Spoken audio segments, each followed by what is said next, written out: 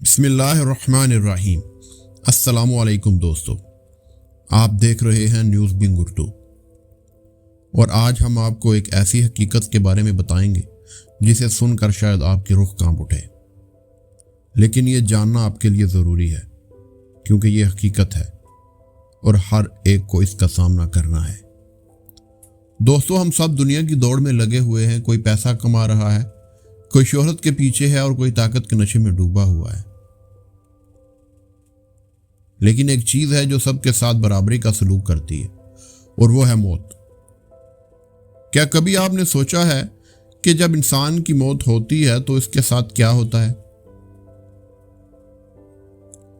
चलिए आज हम आपको बताते हैं वो सब कुछ जो मौत के फौरन बाद इंसान के साथ होता है। जैसे इंसान की रूह इसके जिस्म से जुदा होती है तो इसे फौरन दो फरिश्ते घेर लेते हैं। अगर वो नेक अमल करने वाला था तो फरिश्ते इसे खुशखबरी देते हैं और जन्नत की खुशबू से इसका इस्तकबाल करते हैं। लेकिन अगर वो गुनाहगार था तो उसकी रूह को ऐसे खींचा जाता है जैसे कांटों में फंसे हुए कपड़े को निकाला जाता है। रूह को ऊपर ले जाया जाता है, रास्ते में मुख्तलिफ आसमानों पर इसे रोका जाता है और वहां फरिश्ते पूछते हैं ये किसकी रूह है। अगर नेक था तो फरिश्ते कहते हैं ये फलां बंदे की रूह है जो अल्लाह का नेक बंदा था। फिर उसके लिए आसमानों के दरवाजे खोल दिए जाते हैं। लेकिन अगर गुनाहगार था तो दरवाजे बंद कर दिए जाते हैं और इसे वापस जमीन की तरफ फेंक दिया जाता है। दोस्तों, इसके बाद इंसान को कब्र में रख दिया जाता है। लोग वापस चले जाते हैं, लेकिन कब्र में एक नई दुनिया शुरू होती है। दो फरिश्ते मुनकिर और नकीर कब्र में आकर सवाल करते हैं, तेरा रब कौन है, तेरा दीन क्या है और तू किस नबी को मानता है। अगर तो वो दुनिया में सच बोलता रहा होगा, नमाज पढ़ता रहा है, तो वो जवाब दे देता है मेरा रब अल्लाह है, मेरा दीन इस्लाम है और मेरे नबी मोहम्मद सल्लल्लाहु अलैहि वसल्लम है। फिर कब्र इसके लिए जन्नत का बाग बन जाती है। एक खिड़की जन्नत की तरफ खुलती है और उसे कहा जाता है यह है तुम्हारी असल मंजिल, क़यामत तक आराम करो।